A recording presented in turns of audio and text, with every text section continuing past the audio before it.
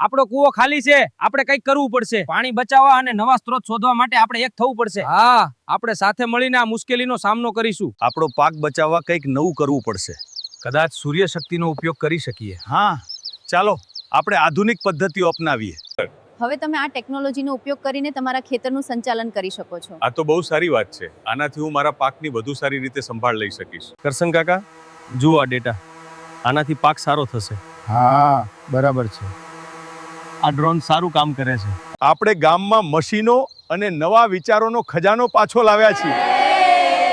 આ નવી ટેકનોલોજી આપણે લાવ્યા છીએ. ટપક સિંચાઈ પદ્ધતિ જાગ્યું. એમણે આખા ખેતરમાં પાઇપો બિછાવી દીધી. હવે પાણીનો બગાડ બંધ થયો અને છોડના મૂળ સુધી સીધું પાણી પહોંચવા લાગ્યું. હવે સૂર્યપ્રકાશથી મફતમાં પાણી ખેંચાવા લાગ્યું. બહુ સરસ કામ કર્યું. આ તો કમાલનું છે, ખરેખર અદ્ભુત.